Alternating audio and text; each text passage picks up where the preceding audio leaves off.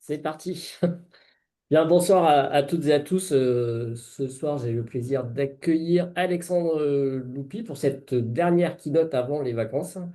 Et au passage, je vous signale qu'à la rentrée, vous recevrez le calendrier. Il va y avoir un changement d'heure pour les keynotes qu'on va découper de la commission de recherche et mettre à 17 heures pour permettre à ceux qui trouvaient que c'était trop tard d'avancer l'horaire. Donc, je disais, on reçoit Alexandre Loupy ce soir, qui a fait médecine, qui est néphrologue. Il a intégré en 2002 les hôpitaux de Paris pour faire son internat en néphrologie. Il a eu la médaille d'or de l'internat et à ce titre-là, déjà tout petit, il a commencé à être primé puisque je vais revenir là-dessus. Et il a soutenu son doctorat en sciences fondamentales en 2011 et il obtient son doctorat en biostat en 2014.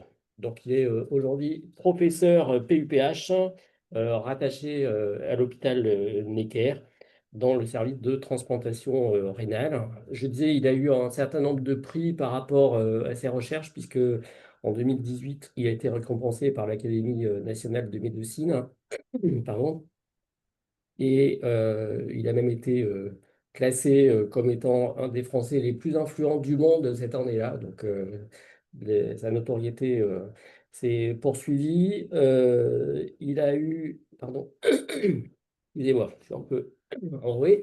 Le prix de l'innovation INSERM en 2023, puisqu'il va nous parler de ce type d'innovation, comment l'intelligence artificielle apporte réellement en médecine. Et il est responsable d'une équipe au niveau du parc, donc rattaché à Paris-Cité. Et il va nous parler sur l'apport de l'intelligence artificielle sur la prise de décision au niveau médical et en particulier dans le domaine de la transplantation, qui est son domaine fétiche.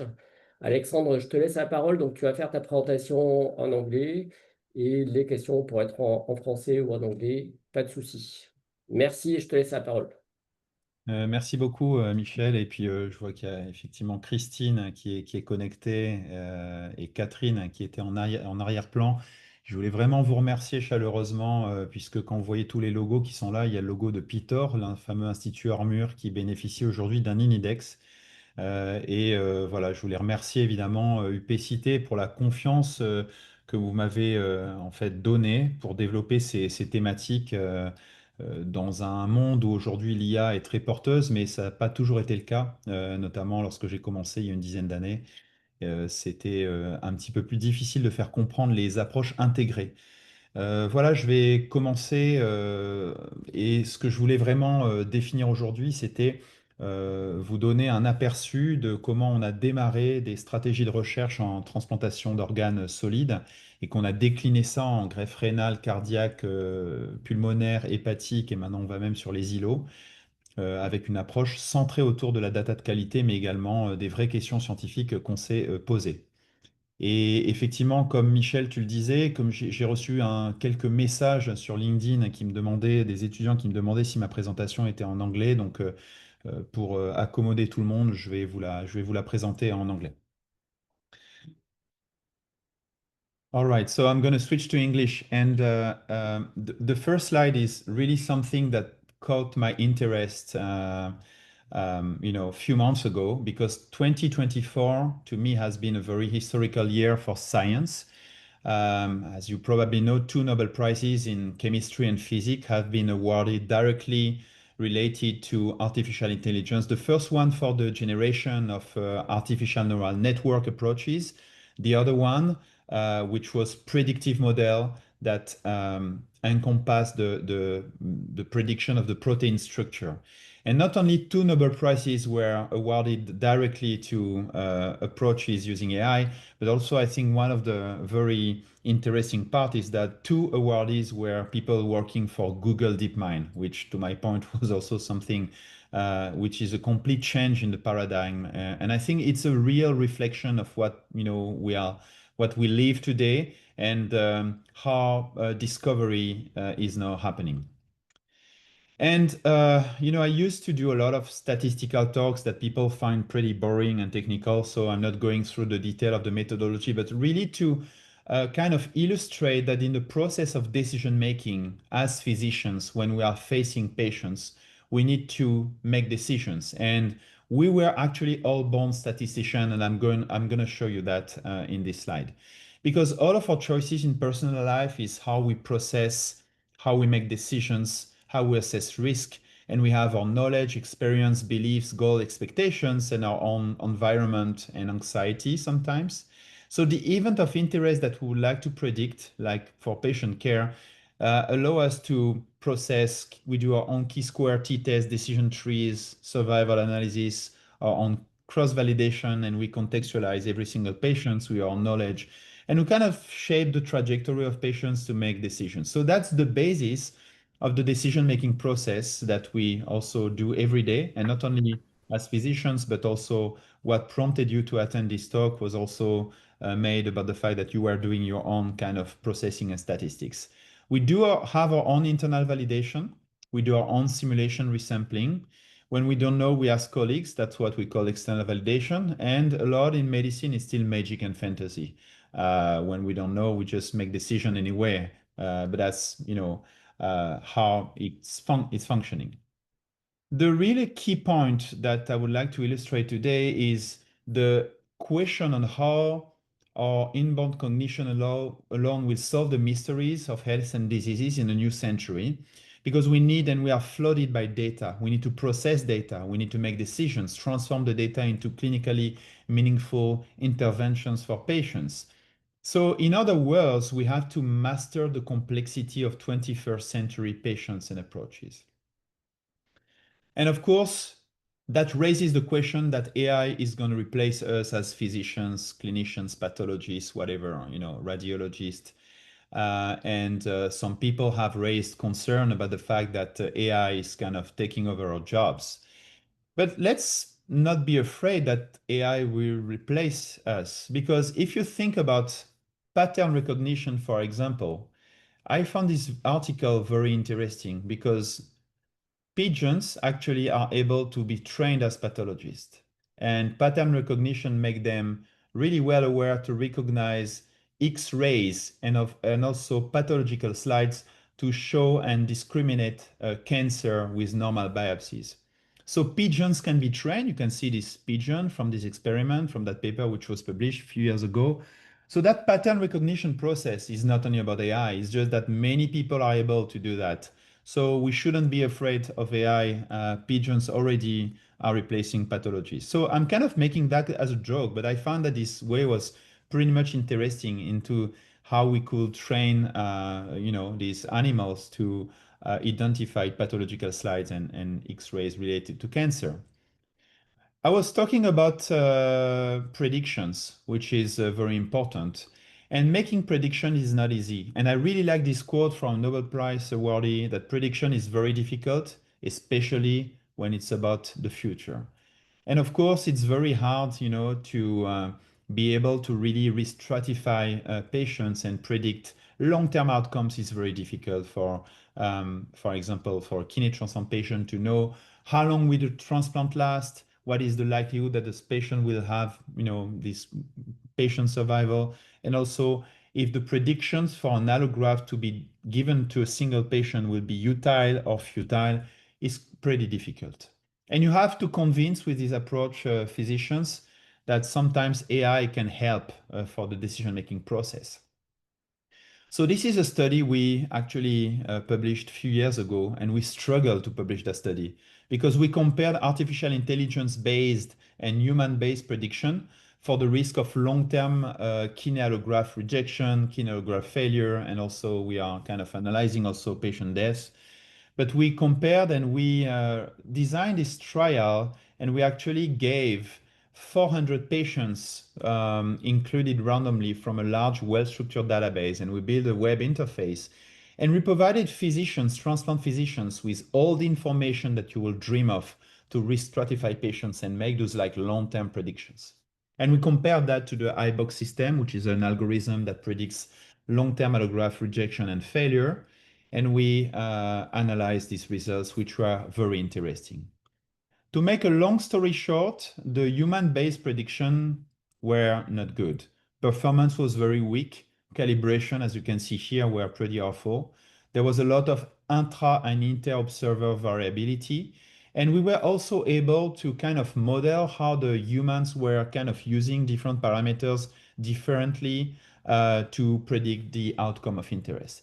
And of course, the multimodal predictive algorithm, which was trained, designed on thousands of data and patients over like a long-term period of inclusion, had a very well calibrated model, and also the performance of the model was also very good. Last not least, a very key information is that the full professors did not do any better than the assistant professors. So a little bit of concerns here regarding our own medical experience in making those predictions. That's what we are dealing with, the transplant universe. And you kind of have to organize the chaos. And I think, part of the thing that I wanted to illustrate in the talk was that transplantation is a very fragmented specialty.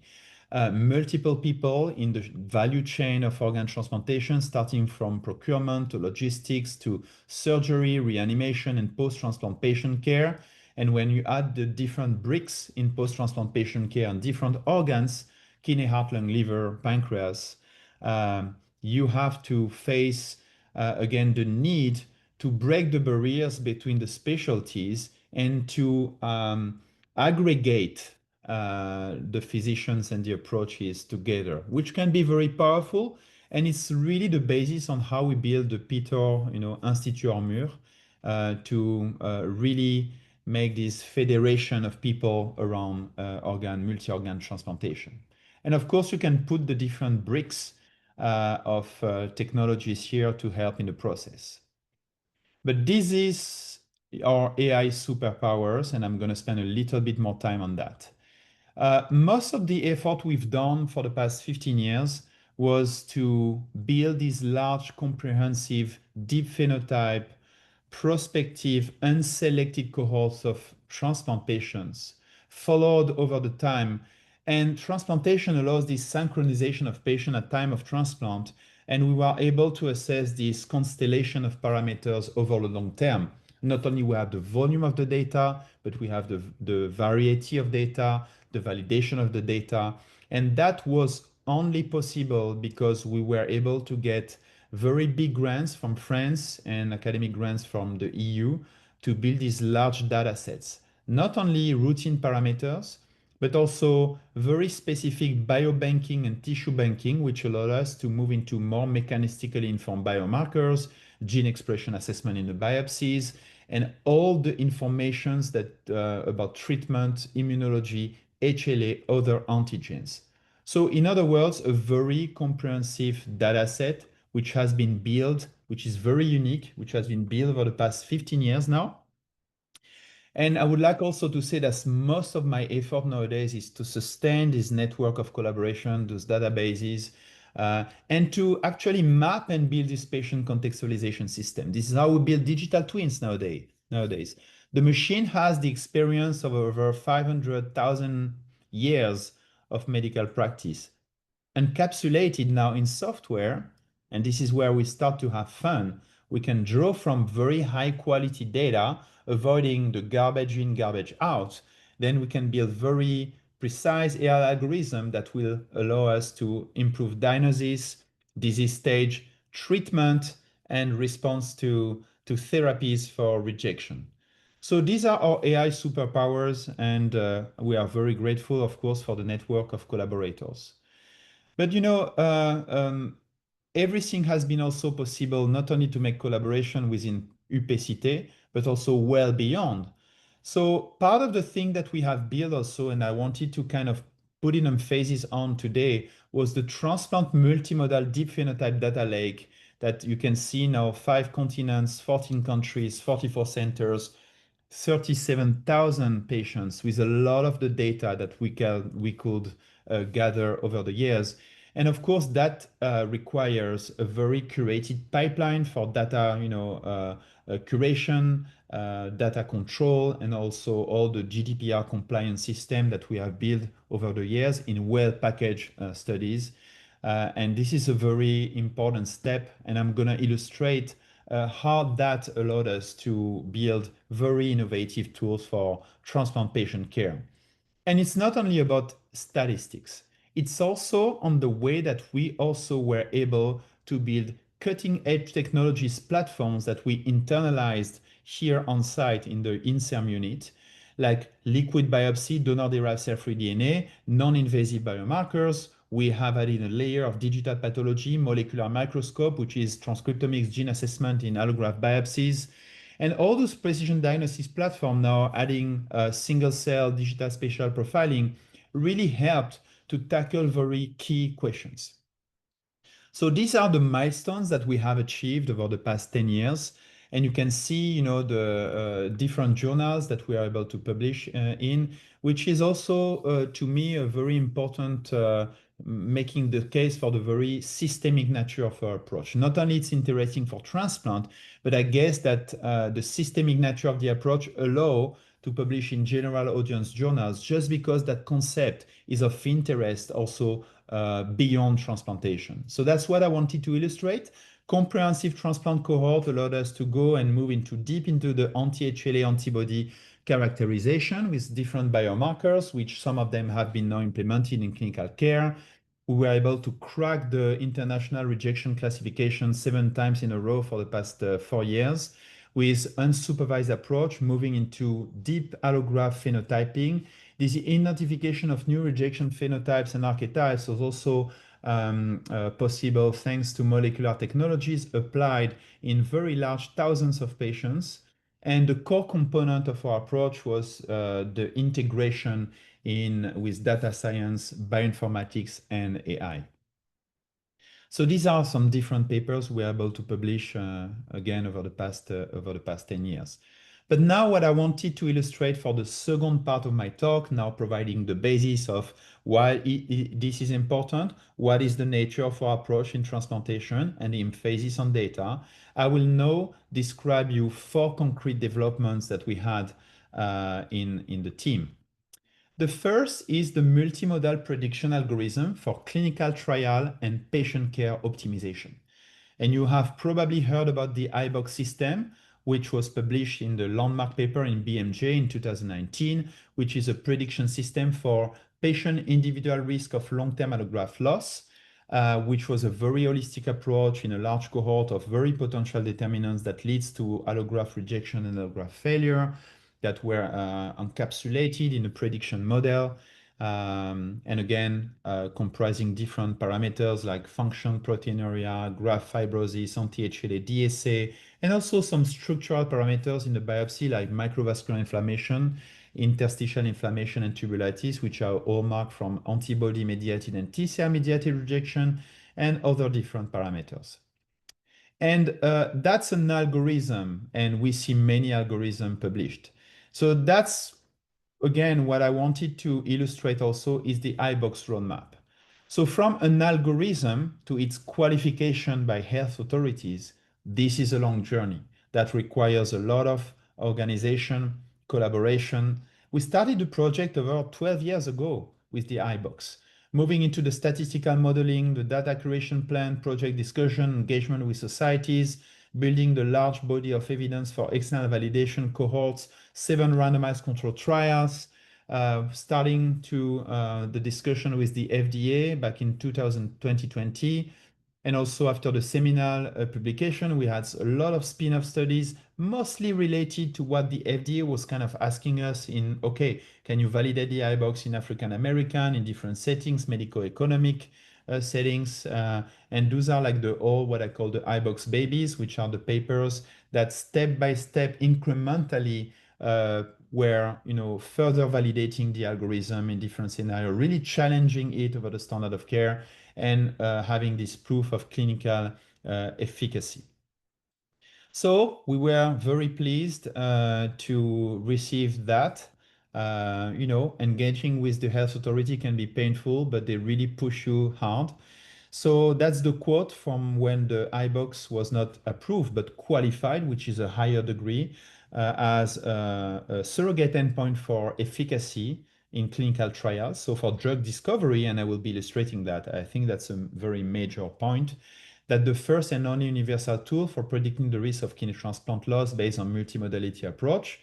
And also, we were very pleased also to see more recently in 2024 that the iBox received a positive opinion for its qualification package by the FDA. So what does that mean?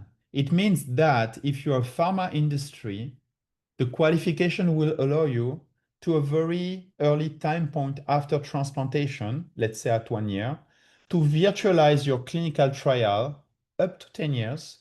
And according to this algorithm prediction, the FDA will allow a drug company for approval of the drug, conditional approval of the drug. Imagine how many years of drug development you can have before waiting that the patient will die or lose his graft. So that's a very context of use of iBox as a surrogate endpoint. But we can think beyond. From iBox to trial box is how now the algorithm, but also the data encompassing in iBox is helpful for clinical trial virtualization and also real-world evidence system to build synthetic arms to improve the inclusion-exclusion criteria for trials. So we are starting from trials with evidence-based decision process to know how the pharma industry is embarking with these tools and AI to help them designing the study, defining endpoints, and to fast track the drug development. So that's what the qualification provided to the iBox system. And I must say that it's pretty unique in any medical specialty. So we are talking here about transplant, but now I think oncology and cardiovascular diseases, they are following the same path towards having tools qualified by the health agencies. So you're going to see more and more algorithms which receive not only regulatory endorsement, but full qualification package. And of course, one of the questions with iBox was to say, okay, is this algorithm helpful for patient care? So we designed a randomized control trial and we made a partnership from universités, PARCC, APHP, and INSERM in our startup that encapsulated the iBox algorithm into a software, which is now distributed. More than 10,000 patients in Europe are followed using the system. So now the different bricks in the algorithm makes the patient trajectories. It scraps all the data from the outpatient care, from the hospital. We have some degree of interoperability. And the physicians, the augmented physicians now with the iBox software, it allows the physicians to make prediction based on the iBox alerts. And it simplifies patient care, reducing the number of hospitalizations. We have now agentic AI agents that helps to answer patient questions. And the randomized control trials, which now includes 13 centers in 6 countries in Europe, is done. And we are analyzing the results. And I can tell you that the primary endpoint with using iBox is that the physicians are able to make better decisions. They can anticipate the diagnosis of rejection, and they reduce the number of unnecessary hospitalizations as well. So algorithm, context of use for clinical trials, another context of use now in patient care, and it's now, I think it's going to be widely now deployed. All right, so now the second step that I wanted to illustrate. So now we are moving into predicting the future to more into algorithm-based decision support system for precision diagnostics, standardization, and automation. We've been working a lot on antibody properties and other biomarkers. I think all of that allowed to describe the, for example, complement binding capacity of antibodies, their relationship with long-term allograft failure. And now we have other approaches, and I think the oncology field has been far advanced in, liquid biopsy. So we are now using donor-derived cell-free DNA as a non-invasive biomarker for allograft rejection. Just because the concept is easy, you receive an organ from a genetically different person, and you can detect the fraction of cell-free DNA, which is donor-derived. So the concept is easy, but you have to set up the platform and the technology. And also, we again apply the same kind of studies, thousands of patients. We use the biobanking, and we were able to publish in Nature Medicine a few months ago this seminal paper that describes the liquid biopsy approach with donor-derived cell-free DNA with allograft rejection, now by more than 28 centers over the world. And it's a very powerful biomarker that we are now implementing into clinical practice before we have another randomized controlled trial running that showed that actually when you monitor patient with cell-free DNA, you can also monitor them in a more appropriate way, reducing the number of invasive procedures. And also from a health economic standpoint, we have the demonstration that it's very cost effective for the system. So this is getting reimbursed in Spain. Now UK is working on it. It's reimbursed in the US. It's not reimbursed in France yet, so we're working on it. We hope that we'll manage to make this test reimbursed in France. So that's this donor-derived cell-free DNA, but also we are working now into the integration of the biomarker in the platform, again, into a multimodal algorithm. So now we are working with more than 20 centers in France and Europe. Not only you have the biomarker results, but the biomarker is integrated into a suite of different parameters that will allow this automatic reporting and that will give your patient individual probability of having rejection. So we are using on top of iBox technology this as a companion tool for actually patient monitoring in a non-invasive manner. And of course, we still need the biopsies, and we need to tackle those rejection across transplant organs. And that's also part of the journey that we had with all the core component of pathologists working with us, understanding the complexity of organ rejection and the different archetypes, again, with unsupervised approaches. And for that, we were able recently, and that's a paper that was released in the New England, able to tackle new rejection entities which were not covered by the international classification. So the more we learn about rejection and the more we apply these like strategies, quality data, large scale, and the good methodological tools, we can uncover very new diseases. And then as physicians, we understand more why some patients are not responding to standard of care therapies in rejection, despite the fact that they were labeled, as having some issues. And that's exactly now how we discover this microvascular inflammation of kidney graft and their impact in clinical outcomes. For that, we need also new approaches. And that's a paper recently published in Nature Communications by a group. We are moving now from true biopsy to virtual biopsy systems. You see me coming. We can have the proof that using complex machine learning meta-classifier algorithm, we can use donor parameters and we can predict at time of organ donation the histological lesions regarding fibrosis, arteriosclerosis, sclerotic glomeruli, and so on and so on. In other words, predicting the biopsy and how the pathologist will classify the biopsies without doing the biopsies. And now with the technologies like GAN, we can move more forward into also generating images from this biopsy without doing the biopsy. So we are not there yet, but we are still now working on this implementation in organ procurement organization, especially in the US. They are very interesting by the virtual biopsy system, especially for organ quality assessment at time of organ donation, because that can save you very precious hours. Instead of your kidney to be, in a cold storage in the ice, you can just run the virtual biopsy, get in like 10 seconds your results, and it's going to help you for deciding if this kidney is suitable or not for transplantation. So a lot of hope in those virtual biopsy systems. And again, in the same way, we have published in Nature Medicine in 2023, 2 years ago, a ChatGPT-like system dedicated to precision diagnostics. And we call it the BANF automation system. And we have seen that when the system encoded and decoded all the rules that the classification has and the thousands of possible scenarios that you can have, the system was able to standardize but correct errors made by pathologists because they were not applying the rules. So their diagnosis was somewhat biased in 30-35% of cases. So our colleagues, pathologists, they didn't like this paper so much, but I think it's fair to say that the standard of care of the biopsy reading can be improved and the accuracy increased by using those companion tools. So I think BANF automation really now is used wider and wider, not only for clinical practice, but also every single pharma industry embarking in clinical trials where the endpoint is rejection, they will better have this gatekeeper system AI companion tool rather than compromising their endpoints with 35% of errors.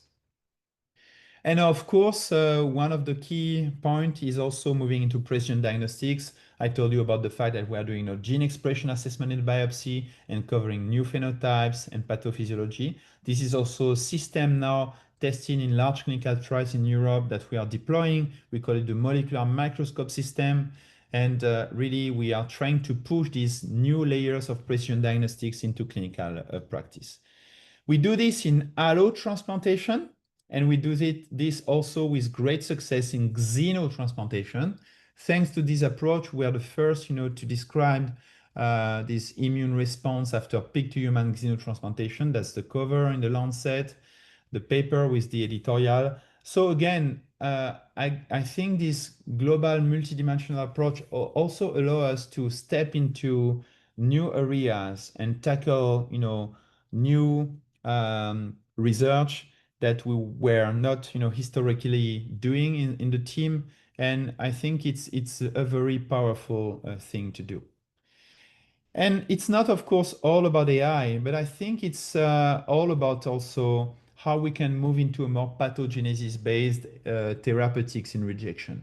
Many potential agents, we don't know which one to use, when, in which patients, just because those diseases are very complex and over time they can change in terms of spectrum because allograft rejection is not an episode, it's a process. And I think I try to convince you that this is not an episode, it's a process.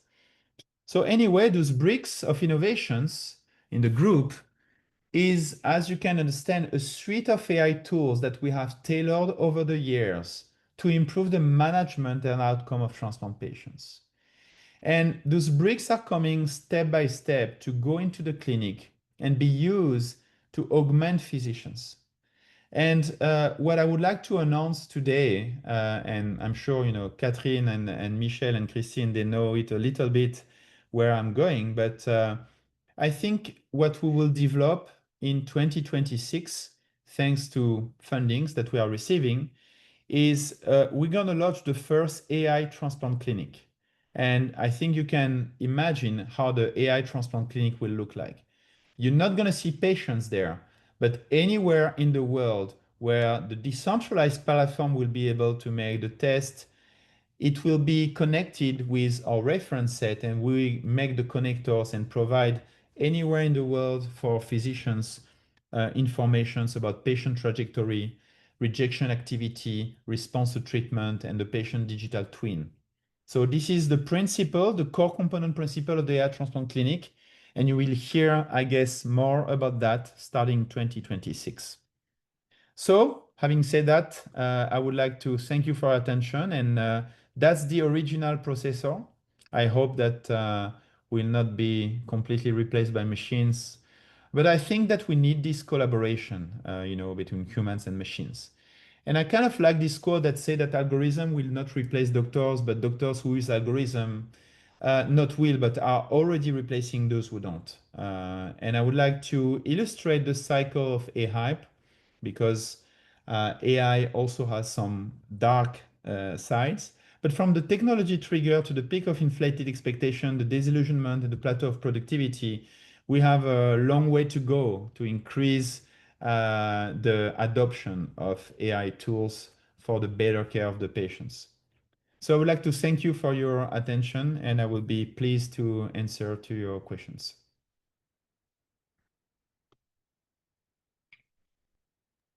Okay, thank you very much, Alexandre. Uh, is there any questions in French or in English, as you want?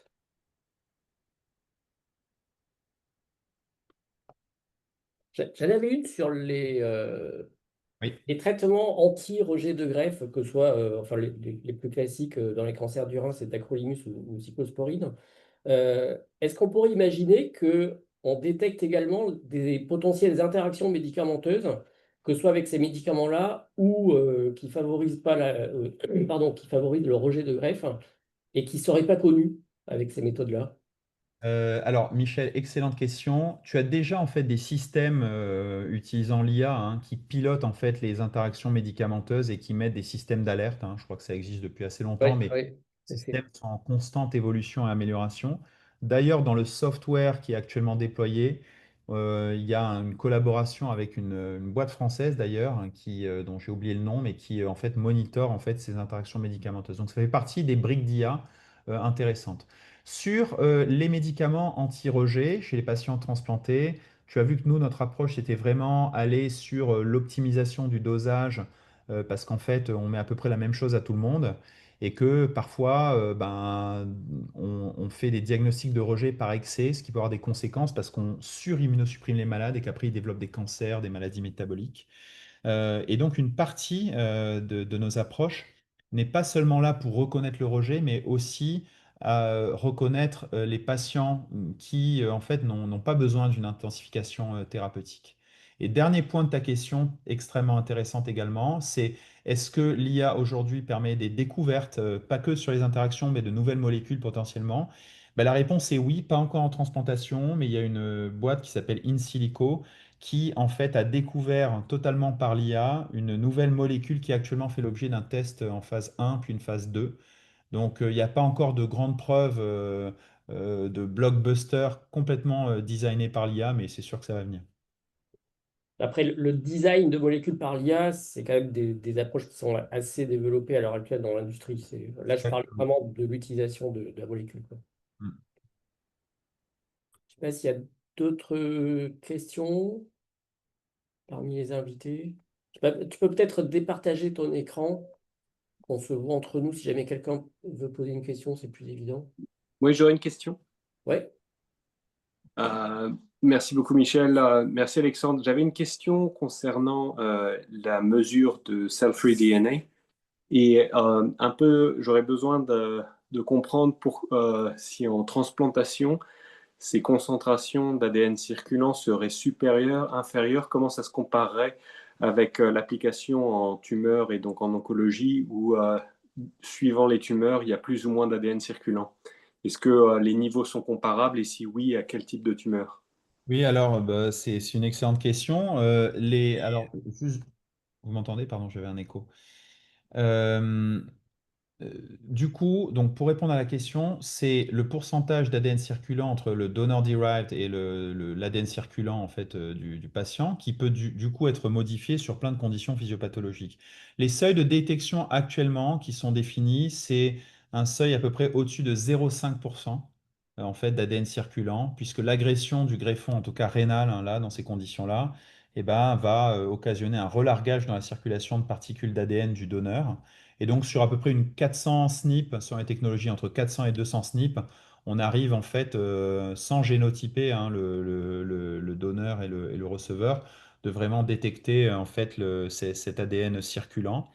En sachant que, il y a l'ADN circulant 2.0, c'est que maintenant on va sur des technologies qui arrivent à voir aussi les compartiments hein, cellulaires qui sont liés à ça.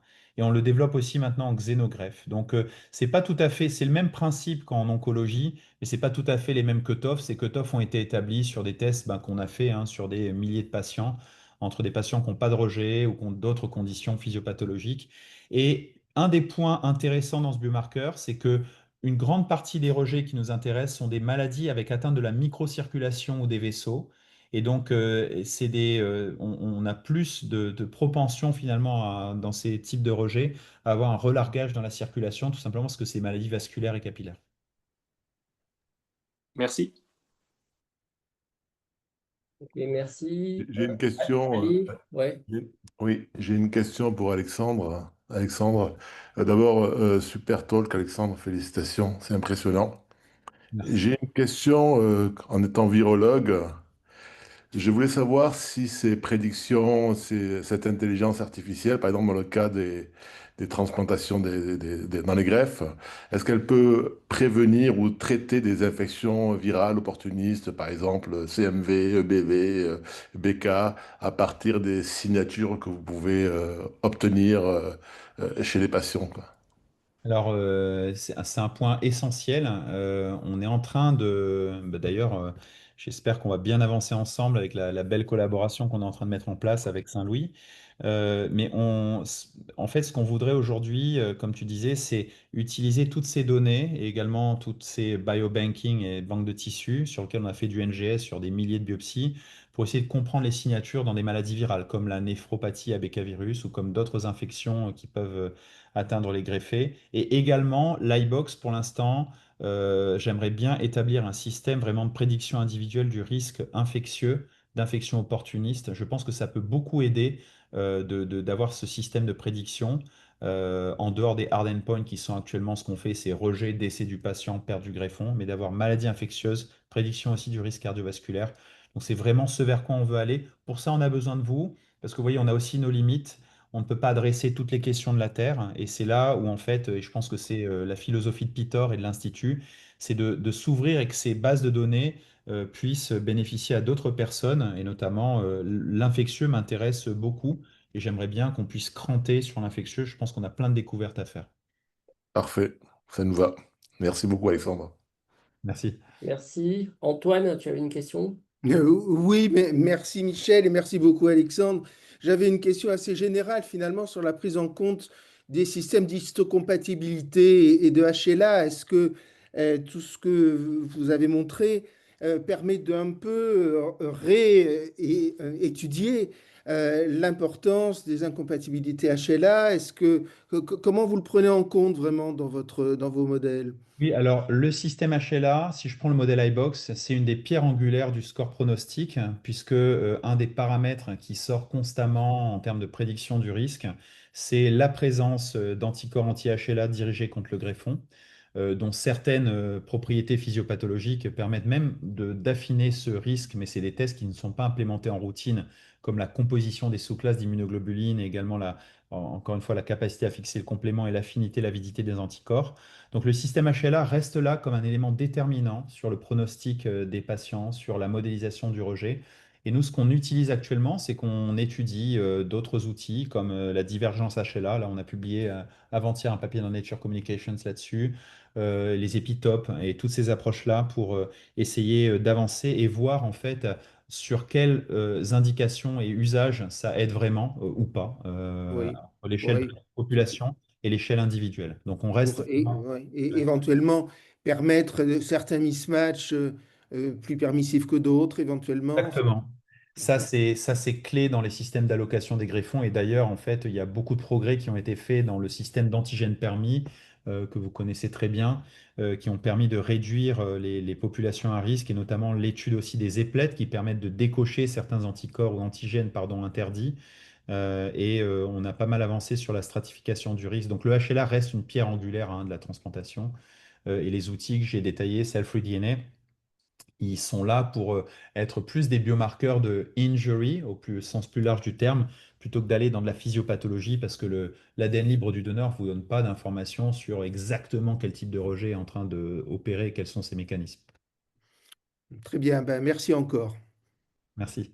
Ok, merci. Je vois qu'il y a quelques questions dans le chat. Pierre Mordant qui demande, est-ce que l'algorithme e-box a évolué au cours des 15 dernières années? Alors, excellente question, hein. Ça, c'est ce qu'on appelle les tendances secular trend. Ça a été beaucoup de questions avec la FDA, l'Agence européenne du médicament, qui nous ont demandé en fait de voir la constance de l'association du risque et des paramètres indépendamment associés de l'iBox avec le risque de perte de greffon dans le temps. Et donc, c'est des choses qu'on a fait. On a fait des constantes itérations de l'algorithme qui reste, qui n'a pas changé. En fait, il a été fixé en 2019. Mais il y a un point qui est important que je voudrais illustrer parce que ça rejoint la question, je crois, d'Antoine Toubert, c'est que vous voyez dans les paramètres d'iBox, il n'y a rien de très fancy, mais tous ces paramètres-là résument la cascade physiopathologique qui contribue à la perte des greffons. Et donc, imaginons qu'il y a un nouveau médicament qui sorte. Vous pouvez me poser la question, bah oui, bah, l'iBox n'a pas été entraîné avec des populations traitées avec ce médicament. Comment vous êtes sûr ou certain, ou est-ce que vous pensez qu'elle va performer? Eh bien, finalement, on a testé ça sur d'autres molécules. Je sais que Radu, là, j'ai vu qu'il était connecté, donc notamment le belatacept, un inhibiteur de la costimulation. Eh bien, en fait, ça marche très bien. Et pourquoi? Parce que vous attendez d'un immunosuppresseur qu'est-ce qui, en transplantation rénale, qui vous donne une bonne fonction. Donc, le DFG, débit de filtration glomérular, est dans l'iBox. Qu'il ne permette de ne pas avoir d'anticorps anti-HLA. C'est un paramètre de l'iBox. Que votre greffon ne soit pas fibreux. La fibrose est un des paramètres de l'iBox. Que votre greffon ne soit pas infiltré par des cellules immunitaires, ce qu'on appelle le rejet. Ça fait partie des paramètres de l'iBox. Donc, vous voyez, on est quand même dans le carrefour physiopathologique qui récapitule la perte du greffon. Et à chaque fois que la FDA nous a demandé de valider la box chez les patients sous belatacept, chez les patients qui ont des bloqueurs du complément, de manière très constante, on a montré sa généralisabilité et c'est une des raisons pour laquelle le système a été qualifié. Après, pour terminer sur cette excellente question, je ne peux pas vous promettre que l'iBox n'évoluera pas. La FDA maintenant, en qualifiant l'iBox, j'espère qu'elle ne va pas me redemander tous les ans de régénérer une iBox, parce que là, on ne va pas s'en sortir.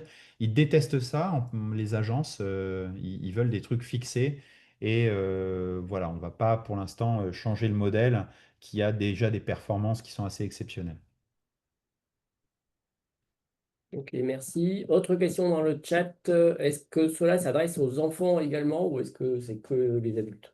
Alors, encore une fois, alors je viens de Necker et même si c'est les services de transplantation dans lequel je travaille, malgré le fait que ma valence est beaucoup plus recherche que clinique, voire quasi exclusivement recherche maintenant, on a publié un papier sur l'iBox qui, en fait, chez les enfants, puisque finalement en pédiatrie, ce sont des populations qui sont plus petites et sur lesquelles, en fait, la recherche a été un peu pas mise de côté, mais c'est un peu plus compliqué. Et donc, avec Julien Hogan, qui fait partie de Pitor, donc qui travaille à Robert Debré, ainsi que mes collègues néphropédiatres de l'hôpital Necker, on a publié dans le journal américain de transplantation la validation de l'iBox en pédiatrie et on a montré la stabilité de l'algorithme aussi dans les populations pédiatriques. Et également sur tous les biomarqueurs, etc. Ce que j'essaye de faire maintenant, c'est pousser ça aussi dans les populations pédiatriques puisque beaucoup de la recherche s'est focalisée sur les adultes, mais ça fait quand même plaisir quand vous faites un self-free à un enfant et de lui éviter d'avoir des biopsies. C'est quand même très bien. Et donc, on pousse maintenant nos découvertes. Et ce qui est intéressant dans la structuration de notre institut Pitor, c'est qu'à la tête finalement de la matrice, je dirais, verticale de transplantation pédiatrique, on a Julien Hogan, Olivia Boyer et Jenny Preka qui travaille sur toutes les dimensions pédiatriques et d'implémentation pédiatrique. Donc, super commentaire très important et on essaie de mettre le paquet là-dessus actuellement. Ok, merci. Est-ce qu'il y a d'autres questions? J'en vois pas personnellement. Bien, s'il n'y en a pas d'autres, il me reste à te remercier infiniment, Alexandre, pour la qualité de cet échange. Et puis, je vous dis à toutes et à tous à très bientôt à la rentrée, donc avec un changement d'horaire à 17 heures les prochaines keynotes. Et je vous souhaite à toutes et à tous un excellent été et bonnes vacances. Et merci Alexandre. Merci à vous, bonne Bientôt. Au soirée. revoir. Au revoir. Si.